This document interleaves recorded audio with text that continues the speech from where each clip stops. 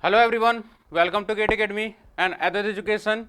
So in this video I am going to discuss about the concepts of elastic constants along with this problem. So I take one basic problem for CGPSC RTO. Okay, so this problem is completely based on elastic constants. So before going to start or solve this problem, I will discuss about the concept of elastic constant.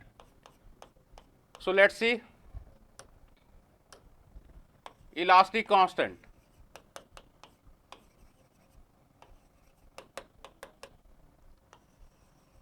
Okay, so elastic constant, that means Young modulus, bulk modulus, shear modulus and Poisson's ratio. So अगर मैं बात करता हूँ यहाँ पर Young modulus, so Young modulus is E, okay, and shear modulus G and bulk modulus K and mu Poisson's ratio. Okay, so what is the relation between these four terms? So E is Young modulus of material, G is shear modulus, K is bulk modulus and mu is Poisson's ratio. So अगर आपको यहाँ पर define करना है, क्या करना, define करना है रिलेशन, तो first relation is E is equal to 3K 1 minus 2 mu. So Young modulus, Poisson's ratio and bulk modulus के बीच में रिलेशन क्या है? E equals to 3K 1 minus 2 mu. Second relation E equals to 2G 1 plus mu. E equals to 2G 1 plus mu. अगर इन दोनों equation से आप म्यू को कैलकुलेट करते हैं, फॉर एग्जांपल अगर मैं बात करूं यहां पर म्यू, सो म्यू की वैल्यू अगर आप यहां से निकालते हैं, फॉर एग्जांपल म्यू की वैल्यू कैसे निकलेगा? E by 3K. क्या करेंगे अपन? ध्यान से समझना है. E by 3K equals to 1 minus 2 mu. So 2 mu की वैल्यू यहां से आप निकाल सकते हो. 2 mu is equal to 1 minus E by 3K. So that mu की वैल्यू यहां से आपको मिलेगा 1 by 2 1 minus E by 3K. Clear that point? Okay fine. So यहां से आप यंग मॉडुलस और बल्क मॉडुलस के टर्म्स में पॉइजन्स रेशियो को कैलकुलेट कर सकते हो. नेक्स्ट सेकेंड रिलेशन यहां पर आपको देखने को मिल रहा है, तो यहां से अगर E by 2G is equal to 1 plus mu लिखूं, तो म्यू की वैल्यू यहां से आप कैलकुलेट कर सकते हैं क्या? यस. तो म्यू की वैल्यू अगर आप यहां से कैलकुलेट करते हैं, सिंपली क्या होगा? E by 2G minus 1 is equal to mu.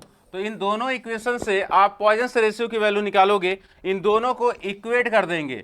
सो दोनों को इक्वेट करेंगे, that means E by 2G minus 1 equals to 1 by 2 1 minus E by 3K.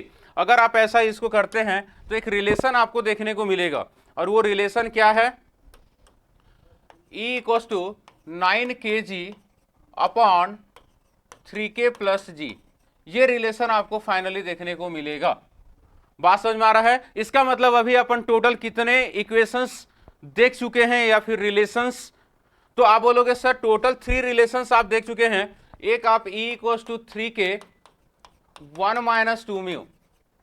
Okay, so E equals to 3K 1 minus 2 mu and E is equal to 2G 1 plus mu. इन दोनों equation से आप Poisson's ratio calculate करेंगे. So after that we get E equals to 9kg upon 3K plus G. ये relation आपको मिल जाएगा. इसके अलावा एक और रिलेशन होता है जो कि काफी इंपॉर्टेंट है. वो रिलेशन क्या है? तो उस रिलेशन को हम लोग थोड़ा सा ट्रिक मेथड से यूज करते हैं. फॉर एग्जांपल अगर मैं बात करता हूं म्यू पॉइजन्स रेशियो, तो Poisson's ratio can be written as 1 by m terms.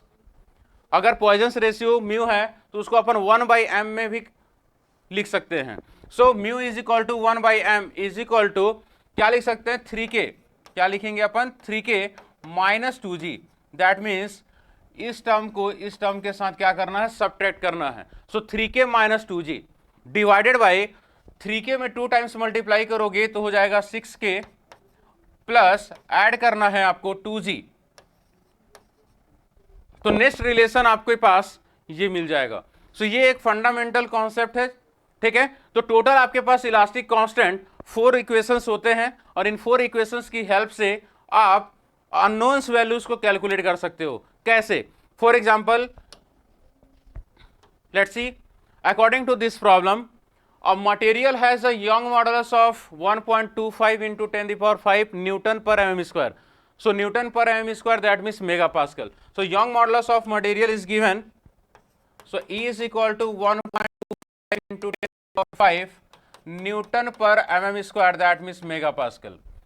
And a Poisson's ratio of material, that means mu, is 0.25. The bulk modulus of the material will be, so bulk modulus of material, that means K. So how to find bulk modulus in case of Young modulus and Poisson's ratio is given in this problem. So Young modulus is E, Poisson's ratio is mu. So what is the relation between E, mu and K? So we know that E is equal to 3K 1 minus 2 mu. So this relation is valid. Okay, so आप इस relation को use करके bulk modulus की value calculate कर सकते हो. Okay, सो अगर आप यहां से देखते हैं ई की वैल्यू, तो ई की वैल्यू है 1.25 into 10 the power 5 is equal to 3K 1 minus 2 times of Poisson's ratio is 0.25. So 2 into 0.25 0.5, 1 minus 0.5 0.5.